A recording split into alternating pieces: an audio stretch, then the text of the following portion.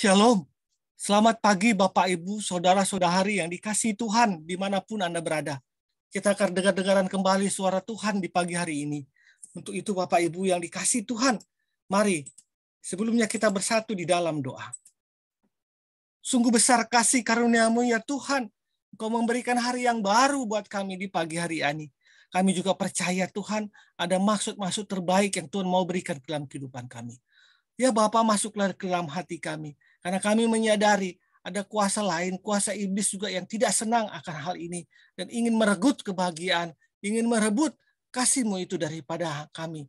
Untuk itu Tuhan, Bapa, beracaralah seluas-luasnya dalam roh kami.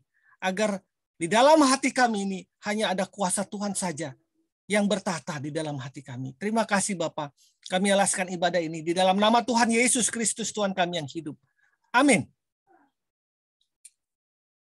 Bapak Ibu dikasih Tuhan, judul kita pada pagi hari ini adalah Pentakosta atau turunnya Roh Kudus. Firman Tuhan diambil dari Kisah Para Rasul 2 ayat 2 sampai 4. Tiba-tiba turunlah dari langit suatu bunyi yang seperti tiupan angin keras yang memenuhi seluruh rumah di mana mereka duduk. Dan tampaklah kepada mereka lidah-lidah seperti nyala api yang bertebaran dan hinggap pada mereka masing-masing. Maka penuhlah mereka dengan Roh Kudus. Lalu mereka mulai berkata-kata dalam bahasa-bahasa lain, seperti yang diberikan oleh Roh itu kepada mereka untuk mengatakannya. Kisah Para Rasul 2 ayat 2 sampai 4. Bapak Ibu yang dikasih Tuhan, hari Pentakosta atau hari turunnya Roh Kudus adalah hari 50 hari setelah Yesus bangkit dari kubur. Dan 10 hari setelah kenaikan Yesus ke surga. Roh yang datang ke dalam hidup kita itu adalah Tuhan sendiri yang di dalam berbentuk roh. Tapi semuanya itu bergantung dari kita. Apakah roh itu atau Tuhan yang ada dalam hati kita itu terus kita tumbuhkan sebesar-besarnya dalam hati kita dan menguasai diri kita, atau sebaliknya Tuhan yang dalam hati kita ini kita kerdilkan, kita kecilkan hingga hilang itu. Bila kita melakukan segala kejahatan di dalam hati kita dan bukan roh Tuhan yang menguasai kita, tetapi roh iblis atau roh kuasa kegelapan yang menguasai hati kita. Itu bisa saja terjadi dalam hidup kita. Jadi bagaimana kita terus menumbuh kembangkan roh Tuhan itu atau Tuhan yang ada dalam hati kita itu sebesar-besarnya adalah selalu berhubungan intim dengan Tuhan. Ya, mempunyai hubungan pribadi sungguh-sungguh, bukan dengan kepura-puraan, bukan dengan kemunafikan, tetapi dengan sungguh-sungguh dalam hati dengan ketulusan. Berhubungan dengan Tuhanmu, dengan Allahmu. Maka roh Tuhan itu yang dalam hatimu akan terus bertumbuh dan menguasai hatimu itu seluas-luasnya. Sehingga kuasa kegelapan tidak bisa lagi untuk menguasainya.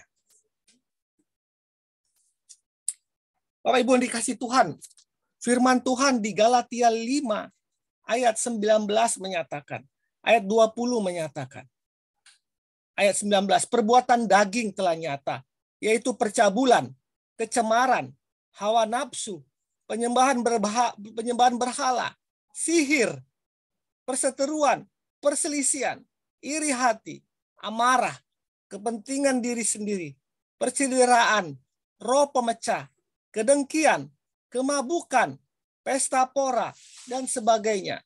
Terhadap semuanya itu kuperingatkan kamu, seperti yang telah kubuat dahulu, bahwa barang siapa melakukan hal-hal demikian, ia tidak akan mendapat bagian dalam kerajaan Allah. Ia tidak akan mendapat bagian dalam kerajaan Allah. Tetapi buah roh ialah kasih, sukacita, damai sejahtera, kesabaran, kemurahan, kebaikan, kesetiaan, kelemah lembutan, penguasaan diri. Tidak ada hukum yang menentang hal-hal itu. Barang siapa menjadi milik Kristus, ia telah menyalibkan daging dengan segala hawa nafsu dan keinginannya. Bapak Ibu yang dikasihi Tuhan, firman Tuhan ini dengan jelas mengatakan bahwa buah-buah roh adalah kasih, Buah-buah roh adalah sukacita, damai sejahtera, kesabaran, kemurahan, kebaikan, kesetiaan, kelemah lembutan, penguasaan diri dalam hidup kita. Tidak ada yang menentang hal itu. Tapi jika dalam roh kita yang keluar adalah iri hati, yang keluar adalah percabulan, kecemaran, hawa nafsu, penyembahan berhala, sihir, perseteruan, perselisihan, iri hati, amarah, kepentingan diri sendiri, percederaan, roh pemecah, kedengkian, kemabukan, pesta pora, dan sebagainya. Berhati-hatilah bahwa engkau sudah tidak lagi dikuasai oleh roh Tuhan, tetapi dikuasai oleh roh kegelapan. Cepat-cepatlah untuk datang kepada Tuhan. Tuhan mengatakan, bila engkau dikuasai oleh roh-roh itu, maka engkau tidak akan mendapat bagian dalam kerajaan Allah. Bapak Ibu, marilah pada hari Pentakosta atau harinya turun Roh Kudus ke dalam hati kita ini, kita kembali merefleksi diri kita. Apakah Allah dalam bentuk roh di dalam hati kita ini sudah bertata seluas-luasnya dalam hati kita?